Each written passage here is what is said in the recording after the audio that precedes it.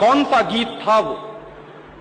हिंदुस्तान में ब्रिटेन के लोगों के समर्थक बहुत बड़ी संख्या में रहे, और ना सिर्फ ब्रिटेन के समर्थक रहे बल्कि अंग्रेजों के तलवे चाटने वाले घराने इस देश में रहे। अंग्रेजों की जी हजूरी करने वाले घराने इस देश में रहे, और जिन खानदानों ने अंग्रेजों के जितने ज्यादा तलवे चाटे, उन्हीं खानदानों का नाम इस देश में गर्व से लेते हैं लोग। जो अंग्रेजों के सबसे ज्यादा पिट्ठू बनकर रहे, जो अंग्रेजों के चरणों में साष्टांग बिछ जाते थे, ऐसे ही लोगों को इस देश के इतिहास में पढ़ाया जाता है। और ऐसा ही एक खानदान था जो अंग्रेजों की गुलामी में आकंठ डूबा हुआ था। उस खानदान का नाम था टैगोर खानदान। और उस टैगोर खानदान का एक व्यक्ति था जिसका नाम था रविंद्रनाथ टैगोर। उस रविंद्रनाथ टैगोर ने जॉर्ज पंचम के स्वागत के लिए एक गीत लिख दिया था। और ना सिर्फ उस आदमी ने वो गीत लिखा, बल्कि कलकत्ता में जब जॉर्ज पंचम पहुंचा और उस भरी सभा में जहां लाखों लोग उपस्थित थे, हिंदुस्तान की गुलामी का गीत गाया गया और ब्रिटेन के राजा का सम्मान किया गया। और यह काम रविंद्रनाथ टैगोर ने अपने मुंह से किया। और वो गीत कौन सा था जो रविंद्रनाथ टैगोर ने इंग्लैंड के राजा की स्तुति का गान करते हुए लिखा था?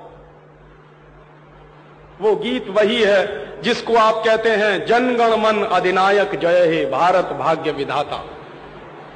बहुत शर्म आती है मेरे जैसे आदमी को जब वो गीत गाने के लिए कोई मुझे कहता है कि ये गाओ।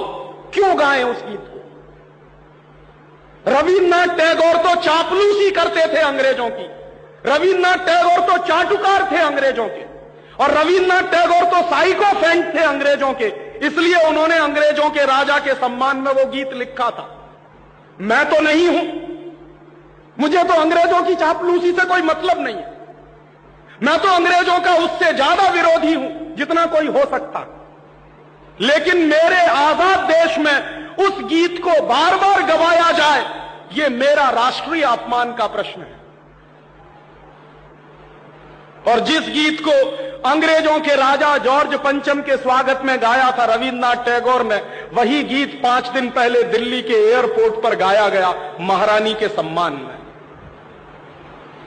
आपने कभी ध्यान दिया है उस गीत के शब्द क्या हैं और उन शब्दों का मतलब क्या है? जनगण मन अधिनायक जय हे, हिंदुस्तान की जनता के मनों के अधिनायक तुम्हारी जय हो, ये मतलब है। जनगण मन अधिनायक जय है माने जॉर्ज पंचम तुम हिंदुस्तान की जनता के मनों के, जनता के गणों के अधिनायक हो, सुपर बॉस हो, इसलिए तुम्हारी जय हो।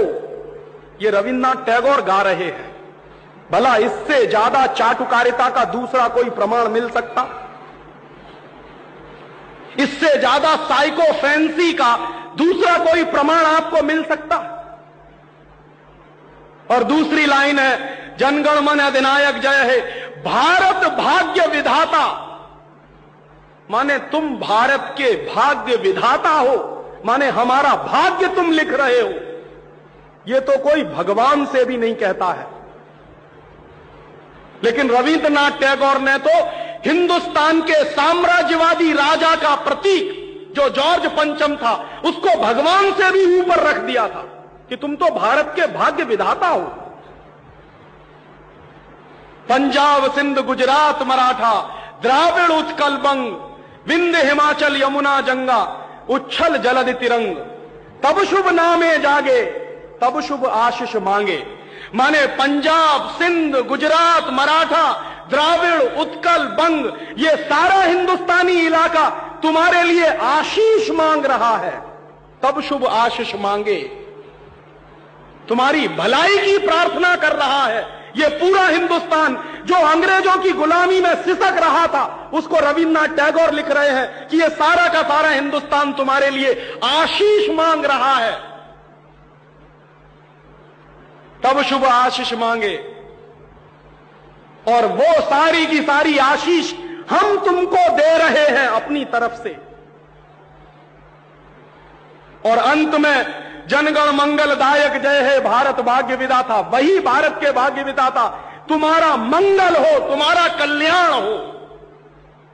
माने जो हमको गुलाम बनाने के लिए आए हैं, उनकी चाटुकारिता में कोई आदमी कितना बिच सकता है, इसका यह निकृष्ट नमूना है। और अंत में वो कह रहे हैं कि जय हे जय हे जय हे, माने तुम्हारी ही जय है, तुम्हारी ही जय है, तुम्हारी ही जय है। ऐसा गुलामी का प्रतीक गीत ये गुलामी के दिनों में गाया गया एक ऐसे हिंदुस्तानी की तरफ से जिसको शायद आप बड़े श्रद्धा की नजर से देखते हैं। और ये गीत जब गा दिया था उन्होंने और चरणों में बिछ गए थे रविंद्रनाथ टैगोर, तब अंग्रेजों ने उनको नोबेल प्राइज दिलवा दिया था पुरस्कार के रूप में। रविंद्रनाथ टैगोर को ऐसे ही नोबेल प्राइज नहीं मिला था। अंग्रेजों ने कुछ नियम बनाए थे, कुछ परंपराएं बनाई थी, और अंग्रेजों के नियम क्या थे? जो अंग्रेजों की जितनी ज्यादा चाटुकारिता करे, जो अंग्रेजों के जितने ज्यादा पैर चाटे, उसी को अंग्रेजी सरकार राय बहादुर का खिताब देती थी। उसी को अंग्रेजी सरकार हिंदुस्तान में और इंग्लैंड में नाइटहुड की पदवियां दिया करती थी। ऐसे ही लोगों को अंग्रेजों की तरफ से इनाम मिलते थे, क्योंकि वो अंग्रेजों के चरण चाटते थे और हिंदुस्तान को गालियां देते थे। और ऐसे चरण चाटू लोग आपने नाम सुना है, हिंदुस्तान के राजाओं के दरबार में कुछ चारण और भाट हुआ करते थे। वो चारण और भाट क्या करते थे? राजा चाहे जितना गंदा हो, चाहे जितना बदमाश हो, चाहे जितना लफंगा हो, लुच्चा हो, वो चारण और भाट हमेशा राजा की प्रशंसा ही करते थे। बदले में राजा उनको कुछ इनाम बांटता था। ऐसे चारण भाटों का खानदान है ये टैगोर खानदान, जिन्होंने ये गीत लिखा है। और मेरा अंदर से रोम रोम कांप जाता है जब कोई मुझे कहता है कि राजीव भाई जनगण मन गाइए। क्यों गाएं?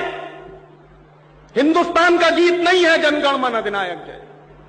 हिंदुस्तान का गीत तो वंदे मातरम रहा है।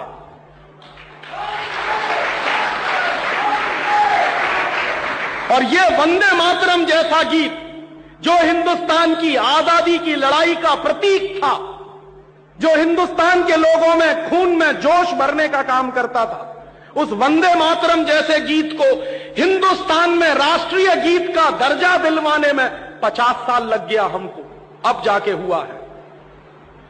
लेकिन जो गुलामी के जमाने का गीत था जनगण मन अधिनायक जय है, वो आजादी के तुरंत बाद हिंदुस्तान के उन गुलाम लोगों ने, जो शरीर से आजाद होंगे लेकिन दिमाग से गुलाम होंगे, हिंदुस्तान का राष्ट्रीय गीत बनाया था उन्होंने।